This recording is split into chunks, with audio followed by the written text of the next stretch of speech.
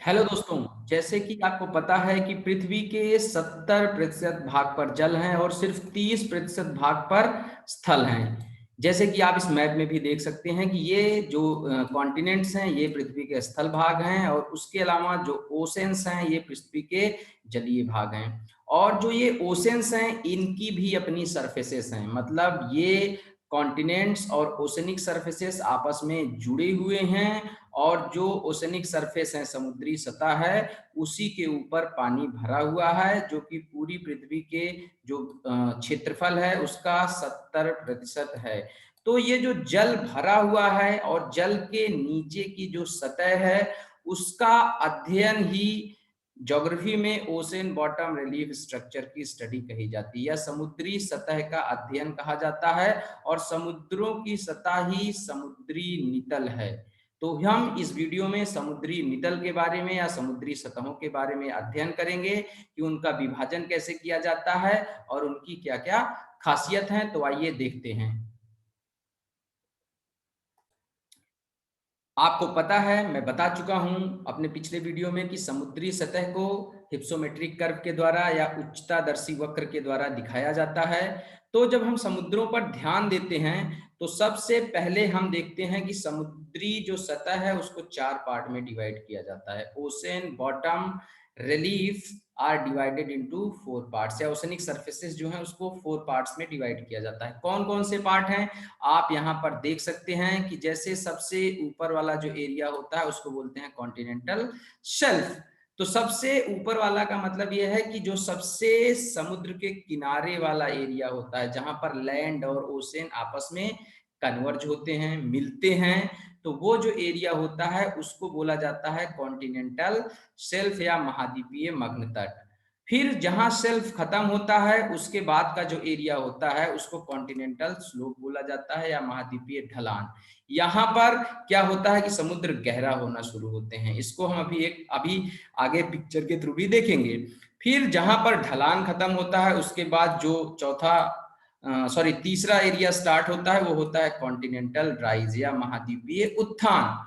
तो महाद्वीपीय उत्थान के बाद फिर शुरू होते हैं गहरे समुद्री मैदान, मतलब जो फोर्थ एरिया है, जो ओशन बॉटम रिलीफ स्ट्रक्चर में चौथा क्षेत्र है, वो है अबेसल प्लेन या डीप सी प्लेन, या जिसको अतल मैदान या गहरे समुद्री मैदान कहते हैं, जो कि बहुत बड़े एरिया में महासागरों के फैले हुए हैं। तो इस तरह से ओशन बॉटम रिलीफ स्ट्रक्चर को आप देख सकते हैं कि 4 पार्ट में डिवाइड किया जाता है। अब आइए इसको कुछ पिक्चर्स के थ्रू समझते हैं। तो जैसे कि मैंने आपको बताया कि जो ओशनिक सरफेसेस हैं वो 4 पार्ट्स में डिवाइड की जाती हैं। ओशन बॉटम रिलीफ को 4 पार्ट में डिवाइड किया जाता है। सबसे आगे वाला होता है कॉन्टिनेंटल शेल्फ या महाद्वीपीय मग्न तट, फिर होता है आपका महाद्वीपीय ढाल या कॉन्टिनेंटल स्लोप, फिर तीसरा होता है कॉन्टिनेंटल राइज और लास्ट में होते हैं अबेसल प्लेन या डीप सी प्लेन। अब आप इस इमेज के थ्रू समझ सकते हैं कि किस तरह से ये चारों फैले हुए होते हैं। तो कॉन्टिनेंटल शेल्फ से शुरू करते हैं। सबसे पहले आप यहाँ पर देख सकते हैं कि कॉन्टिनेंटल शेल्फ एकदम समुद्रों के किनारे वाला एरिया है, जहां पर लैंड आप देख सकते हैं और ओशन दोनों मिल रहे हैं। इधर साइड में ये लैंड एरिया है, घर हैं, पेड़ हैं, बीचेस हो सकते हैं। तो इनसे जहां पर महासागर आकर के मिलता है, जहां पर ओशंस आकर के मिलते हैं, उस एरिया को बोला जाता है कॉन्टिनेंटल शेल्फ एरिया। ये वाला एरिया आपका है कॉन्टिनेंटल शेल्फ एरिया। आप देख सकते हैं कि जो कॉन्टिनेंटल शेल्फ वाले एरिया होते हैं, पहली चीज उनकी गहराई ज्यादा नहीं होती। जरूर आप समुद्रों के किनारे गए होंगे, आपने ओशंस में नहाया होगा या ओशनिक वेव्स पे सर्फिंग वगैरह करी होगी, तो उसके नीचे की ही जो जमीन होती है वही होती है कॉन्टिनेंटल शेल्फ। ये जो तट होते हैं महाद्वीपीय मग्न तट, क्योंकि ये महाद्वीपों का भाग होते हैं, महाद्वीपों का ही विस्तार होता है यहाँ पर नीचे तक, और उसके बाद ऊपर पानी भरा रहता है, नीचे क्रस्ट रहती है, तो इसलिए इनको महाद्वीपीय मग्न तट बोला जाता है। तो जो महाद्वीपीय मग्न तट है इनकी जो गहराई होती है वो 100 से लेकर के 200 मीटर के बीच में होती है। इससे ज्यादा गहरे ये नहीं होते हैं, 100 से 200 मीटर इनकी गहराई हो गई। गहराई के साथ इनका जो ये स्लोप होता है, आप देख सकते हैं जो ये स्लोप होता है ये बहुत ज्यादा एंगल नहीं बनाता है, मतलब इनका जो स्लोप होगा वो 1 से लेकर के 3 डिग्री के बीच में, इनका जो कगार होगा 1 से लेकर के 3 डिग्री के बीच का कोण बनाता है, जो कि स्थान के आधार पे अलग अलग हो सकता है। जैसे आप गुजरात के कोस्टल रीजन को देखें, कॉन्टिनेंटल शेल्फ को देखें, तो वहां अलग स्टीपनेस का लेवल हो सकता है। आप बंगाल साइड में देखेंगे तो वहां स्टीपनेस का लेवल अलग हो सकता है। तो जो ओशंस हैं और जो कॉन्टिनेंट्स हैं, या कॉन्टिनेंट्स की जो मार्जिन्स हैं जहां पर ओशंस आके मिल रहे हैं, वही कॉन्टिनेंटल शेल्फ का एरिया है। अब आप देखेंगे कि ज्यादातर जो वर्ल्ड की बायोडाइवर्सिटी होती है, जैव विविधता होती है, वो आपको मिलती है कॉन्टिनेंटल शेल्फ के आसपास ही। मतलब आपको जो रिवर्स से के द्वारा लाए गए सेडिमेंट के डिपॉजिट्स होंगे और उनसे जो डेल्टा बनेंगे, वो कहाँ बनेंगे? कॉन्टिनेंटल शेल्फ एरिया में डेल्टा का फॉर्मेशन होगा, एस्चुरी बनेगी, उसके साथ साथ वेटलैंड्स का फॉर्मेशन होगा, कोरल रीफ्स भी। आपको पता है जो कोरल होते हैं, मूंगा जो होते हैं, वो 100 मीटर तक बहुत ही मैक्सिमम डेप्थ तक मिलते हैं, जहां पर सूर्य की किरणें आराम से पहुंच जाती हैं। तो इन सारे क्षेत्रों में आपको कोरल रीफ्स वगैरह भी मिलेंगे। तो जैव विविधता बहुत अधिक होती है। उसके साथ साथ बहुत सारे जो लिविंग बीइंग होते हैं, वो मर करके यहाँ पर डिपॉजिट होते हैं। जमीन कई बार धंस जाती है किनारों पे, तो बहुत सारे जीव जंतु मर करके अंदर जाते हैं। अंदर जाने के बाद वो सड़ते हैं, गलते हैं, फ्यूल बनाते हैं। तो मतलब कि जो पेट्रोलियम वगैरह है, वो आपको बहुत बार यहाँ पर कॉन्टिनेंटल से मिलेंगे। तो बायोडाइवर्सिटी के लिए ये बहुत इंपॉर्टेंट है। उसके साथ साथ यहाँ पर जो पेट्रोलियम वगैरह है, ऑयल वगैरह है, इनकी जो है माइनिंग होती है। आप देख सकते हैं कि मुंबई हाई वगैरह जो रीजन है, ये सब क्या है? कॉन्टिनेंटल शेल्फ एरिया में है। तो ये कॉन्टिनेंटल शेल्फ वाला एरिया इस कारण से बहुत ज्यादा इंपॉर्टेंट होता है। आप बात करते हैं कॉन्टिनेंटल स्लोप की, तो जहां पर शेल्फ खत्म होता है, वहां पर कॉन्टिनेंटल स्लोप शुरू हो जाता है। ये बोला जाता है कि पूरे विश्व का लगभग जो एवरेज एरिया है कॉन्टिनेंटल शेल्फ का, वो 50 किलोमीटर के अराउंड है।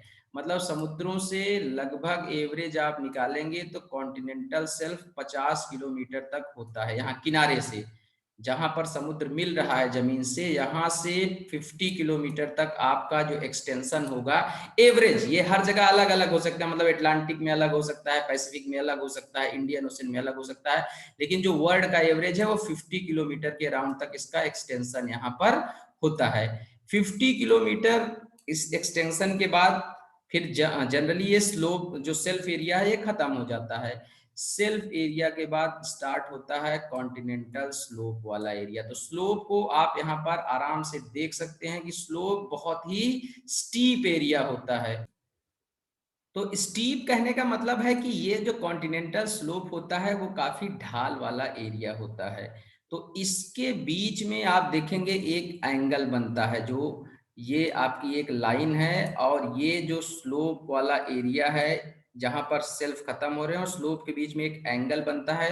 तो जनरली ये बोला जाता है कि ये जो एंगल इसका होता है, ये 5 डिग्री तक के बीच में होता है। मतलब 5 डिग्री के आसपास पूरे वर्ल्ड का जो एवरेज निकाल करके निकाला गया है कि इसका एंगल 5 डिग्री के आसपास होता है। लेकिन ये रीजनली वेरी कर सकता है, मतलब अलग अलग जगह पे इसकी जो ढाल का कोण है वो अलग हो सकता है। It can vary between 35 degree to 65, 35 से 65 डिग्री के बीच में ये ढाल का कोण इसका वेरी कर सकता है, अलग हो सकता है। इसका मतलब कि ये है कि हम ये कह सकते हैं साधारण सी भाषा में कि 5 डिग्री से लेकर के 65 डिग्री, इसके बीच में इसका कोण हो सकता है। जो कॉन्टिनेंटल स्लोप है इसका एंगल हो सकता है। ओके, अब आप देखेंगे कि यहाँ पे कॉन्टिनेंटल शेल्फ एरिया में बहुत सारे रिवर आकर के अपना सेडिमेंट डालते हैं। रिवराइन सेडिमेंट्स यहाँ पर आते हैं, और रिवराइन सेडिमेंट जब रिवर का वेलोसिटी ऑफ वाटर जो होती है वो बहुत तेज होती है, पानी तेजी से बह करके आता है, तो ये सेडिमेंट कई बार अंदर डाल दिए जाते हैं काफी गहराई में। तो स्लोप वाला जो एरिया होता है इसके ऊपर जब सेडिमेंट आते हैं तो ये सेडिमेंट यहाँ पर रुक नहीं पाते हैं, ये सेडिमेंट बहुत तेजी से नीचे की तरफ भागते हैं। तो इसका मतलब क्या होता है, यहाँ पर सेडिमेंट डिपोजिशन स्लोप पे नहीं होता है, कॉन्टिनेंटल शेल्फ पे सेडिमेंट्स रहेंगे, रिवर के सेडिमेंट्स, तभी तो डेल्टा बनते हैं, एस्चुरीज बनती हैं, वेटलैंड एरिया डेवलप होते हैं। लेकिन स्लोप पर वो सेडिमेंट्स जब नीचे आ जाते हैं वो नहीं रुकते हैं, वो सेडिमेंट खिसक करके आकर के नीचे जहां स्लोप खत्म होता है वहां पर डिपॉजिट होते हैं। तो जो स्लोप खत्म होता है जब सेडिमेंट आकर के नीचे डिपॉजिट होते हैं, तो और ये लगातार होता रहता है, क्योंकि ओशनिक सरफेस तो भाई सदियों से हैं, जब से पृथ्वी बनी है तब से हैं। तो यहाँ जब ये सेडिमेंट लगातार आकर के डिपॉजिट होता है, तो जो ये समुद्री सतहें होती हैं ये थोड़ा सा हाइट ले लेती हैं, यहाँ पर ऊंचाई इनकी थोड़ा सा बढ़ जाती है जहां पे स्लोप खत्म होते हैं। तो इन्हीं को कॉन्टिनेंटल राइज कहा जाता है। तो कॉन्टिनेंटल राइज को लेकर के कई सारे लोग बहुत सारे विचार देते हैं, जो ज्योग्राफर्स हैं। कुछ लोग कहते हैं कि ये समुद्र की सतह में जो भूकंप या कंपन वगैरह आते हैं, कोई अर्थक्वेक्स आते हैं, उसके कारण से हो जाता है। और ज्यादातर जो जनरल एग्रीमेंट है वो यही है कि जो सेडिमेंट्स हैं वो खिसक करके नीचे आते हैं और जहां स्लोप खत्म होता है वहां पे डिपॉजिट होते हैं, तो उनको एरियाज को हाइट जब थोड़ा सा हो जाती है तो कॉन्टिनेंटल राइज कहा जाता है। मेरा भी मत यही है। तो कॉन्टिनेंटल राइज आप देख सकते हैं कहां पर मिलेंगे, ये लगभग 3000 मीटर की डेप्थ के आसपास मिलते हैं, या मैं कहूं तो 3000 नहीं लेकिन 2000 से लेकर के 3000 मीटर की डेप्थ के बीच में ये मिलते हैं लगभग, अलग अलग ओशंस में। तो इसी डेप्थ के बीच में मिलेंगे आपके कॉन्टिनेंटल राइज। और कॉन्टिनेंटल स्लोप जो स्टार्ट हो रहे हैं यहाँ से 200 मीटर की डेप्थ से, 200 मीटर की डेप्थ से जो स्टार्ट हो रहे हैं, ये 3000 मीटर तक की डेप्थ तक होते हैं, जो कि अलग अलग ओशंस में अलग अलग हो सकती है। इन सारी चीजों को मैं सेपरेटली भी डिस्कस करूंगा अपने वीडियोज में। तो अभी क्योंकि मैं एक साथ डिस्कस कर रहा हूं, इसलिए आपकी कॉन्सेप्चुअल अंडरस्टैंडिंग क्लियर होना जरूरी है। जब मैं इनको सेपरेटली डिस्कस करूंगा तो मैं इसके बारे में और भी डिटेल में डिस्कस करूंगा। अब इसके बाद जब आप देखेंगे जहां पर कॉन्टिनेंटल राइज आपका खत्म हो जाता है, उसके बाद स्टार्ट होता है अबेसल प्लेन या डीप सी प्लेन।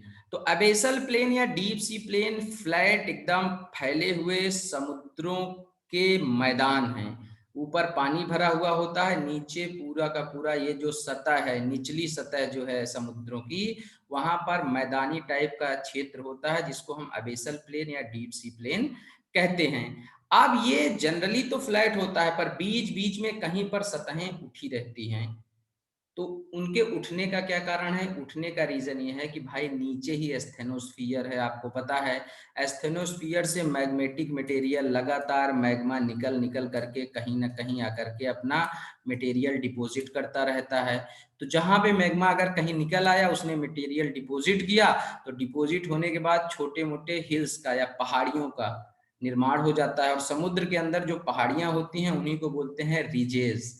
तो रिजेस का फॉर्मेशन या कटकों का निर्माण होता है निकलने वाली मैग्मा से। जो मैग्मा निकलता है वो कटकों का या रिजेस का निर्माण करता है। तो रिजेस हो सकते हैं, एबेसल हिल्स हो सकते हैं, छोटे छोटे हिल्स हो सकते हैं, छोटी छोटी पहाड़ियां हो सकती हैं। वो टेक्टोनिक एक्टिविटी से भी बन सकती हैं, मतलब भूकंप आया उसने किसी तरफ की जमीन को थोड़ा सा उठा दिया, तो ऐसे हिल्स भी बन सकते हैं। रिजेस मिलते हैं आपको, गुयॉट्स मिलते हैं आपको। गुयॉट्स क्या होते हैं? समुद्रों के अंदर जो फ्लैट टॉप्ड माउंटेन्स होते हैं, ऐसी पहाड़ियां जिनका ऊपरी सिरा जो होता है वो फ्लैट होता है, जो ऊपरी सतह होती है ये फ्लैट होती है, उनको गुयॉट बोला जाता है। तो गुयॉट याद रखिएगा। गुयॉट के साथ साथ फिर मिलते हैं ओशनिक ट्रेंचेस। ट्रेंचेस बहुत सारे वर्ड में पाए जाते हैं, आपको पता होगा, आपने मेरियाना ट्रेंच को सुना होगा, सबसे डीपेस्ट पॉइंट है अर्थ का। उसी तरह कैसे मिंडनाओ है आपका, जो है वो जापानी ट्रेंच है, क्यूराइल ट्रेंच है, ऐसे बहुत सारे ट्रेंचेस या गर्त जो हैं वो समुद्रों के अंदर मिलते हैं। तो समुद्री मैदान जो होता है वो एक बहुत बड़ा फैला हुआ एरिया होता है। कहा जाता है जो टोटल समुद्री सरफेस है, ओशनिक सरफेस है, उसमें सबसे ज्यादा एक्सटेंशन जो है वो एबेसल प्लेन का है।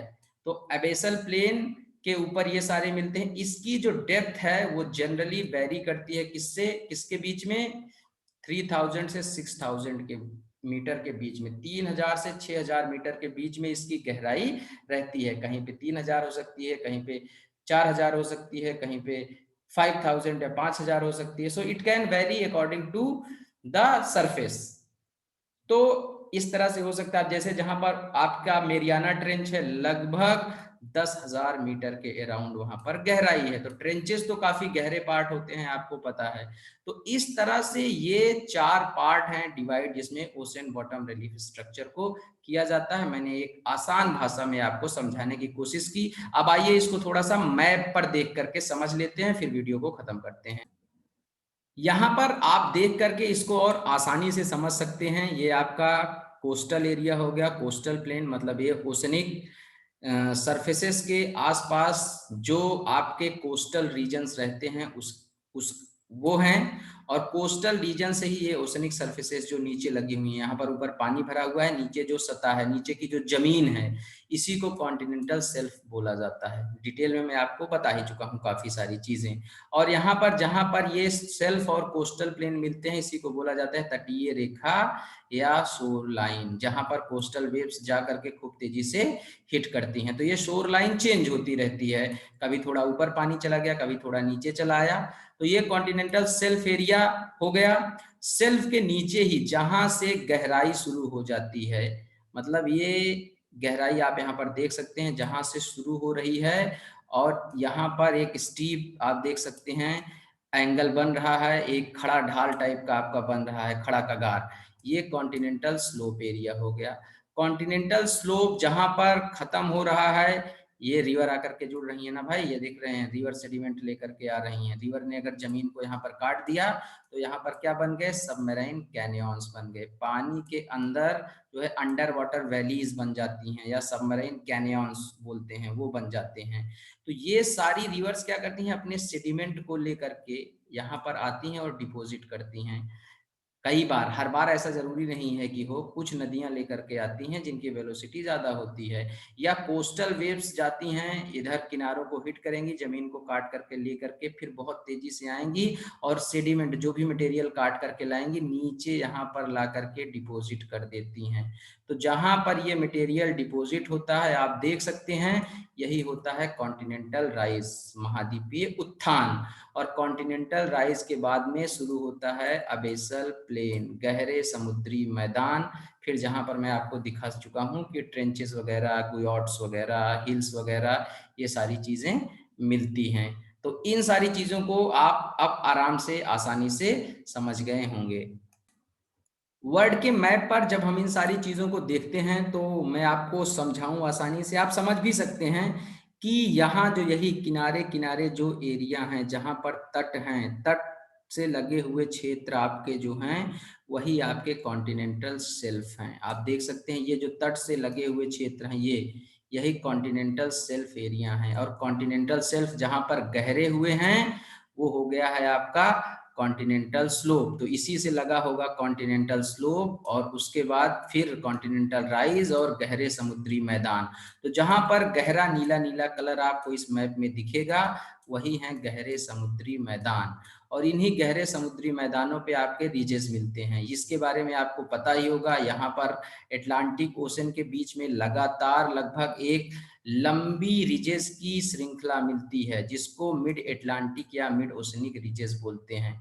तो ऐसे ही चैगोस रिज हो गया आपका, मिड ओशनिक रिज हो गया, बहुत सारे रिज अलग अलग जगह पर हैं, जिनको हम किसी और वीडियो में डिटेल में डिस्कस करेंगे।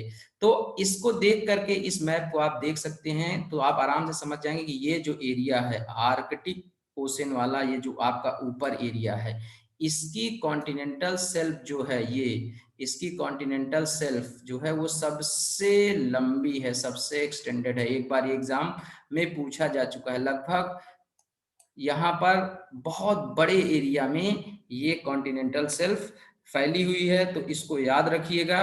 उसके साथ साथ आप ओशनिक सरफेसेस को याद रखिएगा, कॉन्टिनेंटल शेल्फ और स्लोप का क्या कॉन्सेप्ट है, इसको याद रखिएगा। बाकी इसको सेपरेटली भी, कॉन्टिनेंटल शेल्फ को, कॉन्टिनेंटल स्लोप को, कॉन्टिनेंटल राइज को, मैं अगले वीडियोस में डिस्कस करूंगा। तो ज्यादा डिटेल में डिस्कस करेंगे तो आपको ज्यादा एग्जाम के लिए अच्छा मटेरियल मिल पाएगा। आज के लिए फिलहाल इतना ही। और हाँ, याद रखिएगा कि मेरे चैनल को शेयर और सब्सक्राइब भी करना है। ओह, ये क्या हो गया, अच्छा एक्वामैन आ गया यहाँ पर। मतलब समुद्र के अंदर ऐसे बहुत सारे जीव रहते हैं, जो भी मैंने ब्लू चीजें दिखाई ना, तो डीप सी क्रीचर्स जो हैं, ये हमेशा ही जो मरीन स्टडीज करते हैं, मरीन बायोलॉजी की जो स्टडीज करते हैं, उनके लिए रिसर्च का सब्जेक्ट रही हैं। हालांकि वो सारी चीजें अलग हैं। तो आज के लिए फिलहाल इतना ही। Please don't forget to like, share and subscribe my videos. Thank you very much for watching.